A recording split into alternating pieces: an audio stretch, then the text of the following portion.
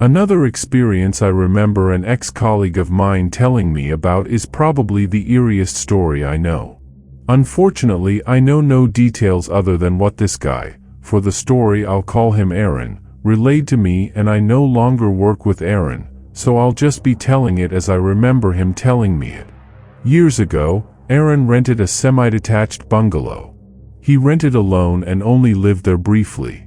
He never said how long, but judging by his experience I'd have been out like a shot too. The renting situation for a start was sketchy. He said he only ever paid in cash, and they came to his house every month to collect rent. It was never the same person, it was a few different people that rotated the duty each time, and apparently they looked shifty and untrustworthy. He had no idea what his landlord looked like, all he had was a phone number for them. One of the things Aaron noticed when he moved in was it was insanely cold in the house. He said no matter what he did, how long he had the heating on, what time of year it was always freezing. It didn't take long for strange things to start happening. Aaron would see movement in his peripheral vision all the time. He had a hallway as you walked into the house, there was no door leading from the living room into the hallway, and his sofa indirectly faced the door. He'd always see someone walk past the door, so vividly that he had to get up and look to see if someone had somehow got into the house. He'd see this figure walk past all the time in different parts of the house. Never linger or stay still, just as if someone was walking past. Aaron described a terrible feeling of dread in the house that intensified and eased up at different times of day. The timings weren't consistent, but he'd mentioned that you just feel an overwhelming sense of dread for no reason multiple times a day. He'd bring friends round and they'd mention it. He even brought girls back from nights out and they'd say there's something not right about his house. On one occasion, one woman refused to stay the night because she felt so uneasy. He even said once it was so intense he had to call his friend to come and pick him up in the middle of the night because he couldn't stay in the house. He even ran out of the house holding his clothes and got dressed at the bottom of the driveway in the snow and pitch-black darkness because he couldn't wait to leave. He used to receive mail for a man who didn't live there.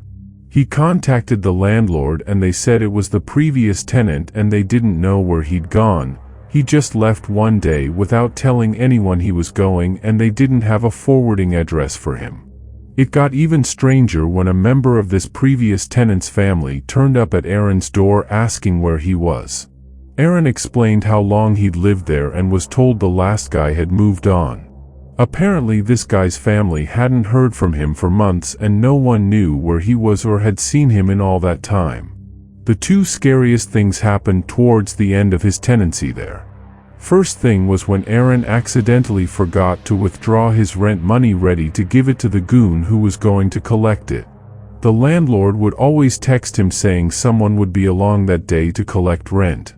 It wasn't always the same day, but roughly the same 2/3 day period each month.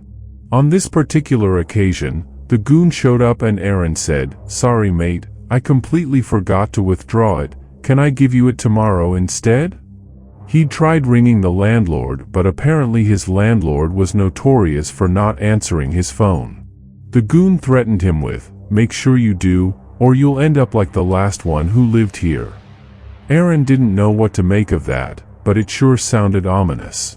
It all came to a head when he was speaking to his neighbor whose bungalow joined onto his.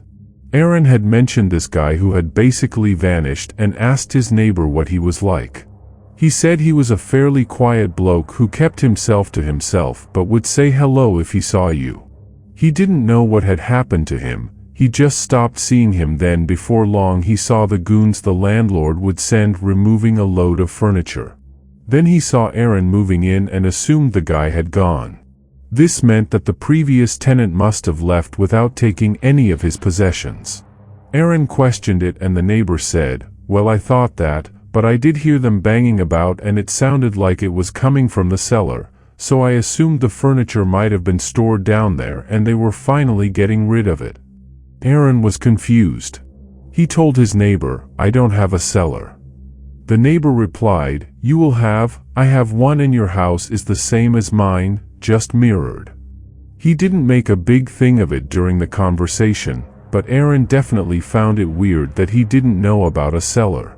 The neighbor told Aaron whereabouts his cellar door was kept, but Aaron said he was pretty sure there was nothing in that area of the house. Aaron went back in the house after the conversation with his neighbor and decided to look for anywhere there could be a cellar. He went to the place where his neighbor said his was and found it was where the fridge was. The floor in the kitchen was linoleum, so Aaron managed to move the fridge and roll back the lino. Lo and behold, there was a trap door in the floorboards. It was at this point all the weirdness of the house flashed before his eyes and all clicked into place in his brain. He had no evidence for any of his conclusion, but the explanation he gave fits. The landlord probably hadn't been getting his rent, judging by what the goon said to Aaron that time he forgot his. The landlord was certainly a sketchy guy, maybe even criminal, with how he always got paid in cash and all his goons were scary looking. Aaron thinks the landlord got his guys to threaten the old tenant, probably went too far and ended up killing him. They then put his body down the cellar and covered the hatch, not telling the next tenant about the cellar. The man's ghost was still haunting the house, maybe trying to tell someone his body was still there. Aaron contemplating opening the hatch, but he couldn't bring himself to do it. He recovered the hatch, put the fridge back and immediately started making arrangements to leave. He moved out not long after, trying not to rouse suspicion from his landlord, and never did anything about it because he was too afraid of the consequences if he did. I just hope the conclusion he came to wasn't true. So this took place when I was in elementary. My parents got an apartment that thought it was nice and cheap, but I guess later we found out it wasn't a nice place to live in, since my mom and dad also had a scary encounter in that place. Let's start in my side of my haunted experience in this apartment. One day on a weekend when me and my younger brother stayed home, while my parents were at work, we decided to watch cartoons in the living room and chat when all of a sudden we heard all the cabinets from the kitchen just slam viciously as if someone was furious, so of course me and my brother got scared since we knew we were the only one home, but we still decided to check what just happened, and when we checked the kitchen, every single cabinet looked untouched as if no one was even there, so we told our parents later on in the day, but as kids they believe we were just making up a story to scare them. But soon my parents found out our story was not made up. My mom's side of her scary experience, I'll try my best to explain how she told us her story. So she told us how one day after finishing folding the laundry she felt tired and decided to take a nap, and my little brother was with her that day and decided to take a nap with my mom. She told me I was in school around that hour. When my mom woke up she said she saw a human-like things crawling up the ceiling, and whatever it was their skin was pitch black, and when it turned their head to look at my mom she recalled saying their eyes were bloodshot red, so she closed her eyes because she was scared to see this demon-looking thing, and when she opened them back up it was gone. Me and my dad told her she might have had a sleep paralysis dream, but my mom insisted it wasn't, since she also recalled saying that when that thing was gone my little brother hugged her and told her that everything was gonna be fine and he saw it too. My little brother said he doesn't remember that day or saying that to her. My dad's side of his encounter, this one is kind of a short story from his part, but he told us how one day he just heard banging on the door as if someone needed urgent help. But when he opened the door there wasn't anyone there, and yes, it could have been a ding-dong ditch prank, but he said he opened the door immediately since he was close to it and no one could have run super fast to the other side of the apartment to hide in a curve with the few seconds it took him to open the door. We heard rumors from the neighbors that lived right next to us before we moved to that apartment, and they told us someone was killed there, but we never found out if that rumor was true or just one to scare us off. But thankfully we moved out and never had paranormal activities things happening to us in our new house. Okay, so I used to live in an old house. It was about 100 years old. It was 4.5 acres of land. The very old farmhouse, and the people who had lived there before my grandmother had a daughter, I don't know whether this story is completely 100% accurate, but what I was told was the girl was having a birthday party and she was jumping on her bed and she had fallen out of the second-story window at the time. That window was in my grandmother's room, and when I was about 5 or 6 years old.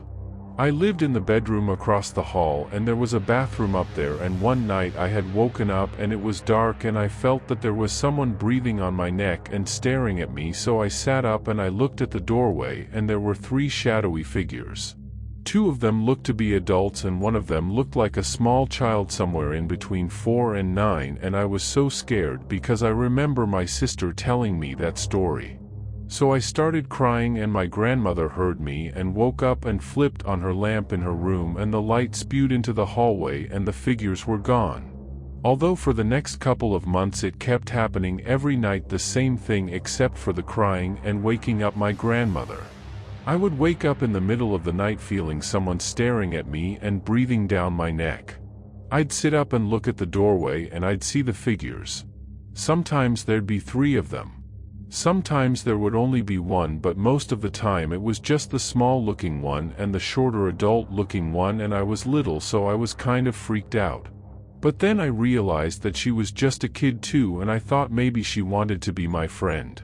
So at night when I would wake up in the middle of the night I would start talking to her.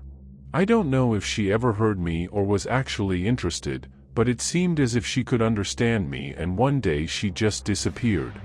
I don't know where she went, but time skipped to a couple years later. When I'm 13, my parents told me we were moving, and after they told me that, I started waking up in the middle of the night again and seeing her in the doorway.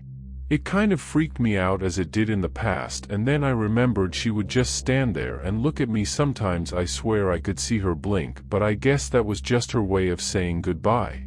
I think about this all the time.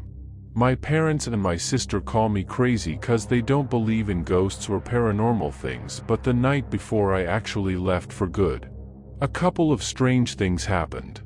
I woke up in the middle of the night like usual and saw nothing in the doorway, which was strange, but then I looked around my room in the dark and saw her at the foot of my bed. I blinked and rubbed my eyes and then she was gone. I thought it was weird at the time because usually she would only stand in the doorway, but I heard something after she disappeared. It was a faint whisper and I could have sworn she said goodbye. It sounded sad, like you'd never see that person again type of goodbye. I thought it was rather sweet. I whispered goodbye too and fell back asleep. Looking back on it the next day, I thought it was a dream, but a year later as I'm writing this, it wasn't a dream. Honestly, it kind of creeped me out.